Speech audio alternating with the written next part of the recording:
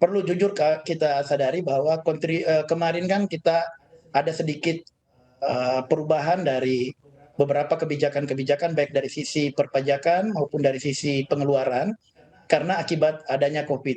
Sehingga dukungan government expenditure terhadap pertumbuhan ekonomi maupun terhadap sisi kesehatan masyarakat menjadi penting.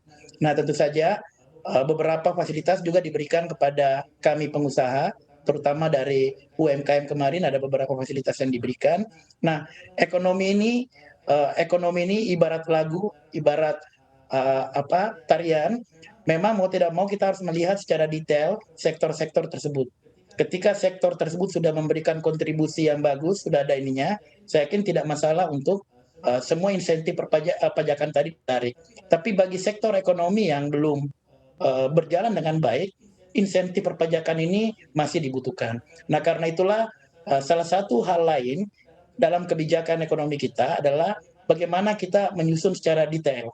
Tidak dalam segi yang sifatnya makro, tapi kita masuk pada kebijakan yang sifatnya mikro. Mana yang bisa kebijakan ini cocok untuk di level ini, di sektor ini, mana yang tidak. Nah, kami setuju dengan kebijakan tadi. Kita memang membutuhkan sumber penerimaan perpajakan yang besar, apalagi kita ingin menekan defisit kita sesuai dengan peraturan yang ada di bawah 3%. Tapi yang jauh lebih penting adalah jangan sampai penarikan perpajakan tadi malah mematikan sumber-sumber ekonomi produktif kita. Nah, karena itulah secara sektoral perlu dilihat mana yang eh, cocok untuk menjadi basis pajak kita, objek pajak kita, mana yang fasilitasnya perlu kita tarik. Nah, saran saya kepada pemerintah daripada berfokus pada ini kan ada dua, ada pajak yang sifatnya dari penduduk warga negara, ada yang sifatnya pajak dari badan atau perusahaan. Nah, problem kita ini adalah karena belum luasnya basis pajak perseorangan kita, makanya kemudian kita banyak bergantung pada pajak badan. Nah, ini yang perlu kita rubah, harusnya yang lebih stabil, yang lebih menjadi konsentrasi utama adalah di pajak perseorangan tadi, pajak individu tadi. Itu yang perlu kita perluas basis pajaknya, kita melalui perluasan maupun juga pendalaman, ini yang perlu kita lakukan. Nah, untuk di level perusahaan, di level pajak badan, tentu saja juga menjadi konsentrasi yang penting dari pemerintah, tapi sekali lagi ini perlu kita lihat secara sektoral agar tidak menjadi kontraproduktif dengan pergerakan ekonomi yang ada. Jadi ibarat sebuah tarian, ekonomi ini perlu dikelola dengan ritme yang bagus. Ketika ekonomi tumbuh berkembang, pajak pada beberapa sektoral penting, tapi pajak ini dialirkan untuk kemudian menjadi subsidi atau menjadi fasilitas untuk mendukung bagi tumbuh berkembangnya ekonomi ke depan.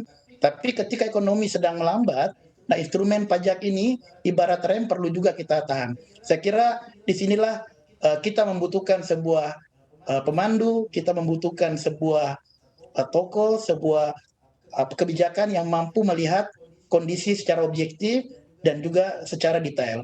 Saya kira para pengusaha juga, kami di HIPMI di samping dituntut untuk menjadi pengusaha yang mengejar keuntungan, kami juga punya semangat nasionalisme.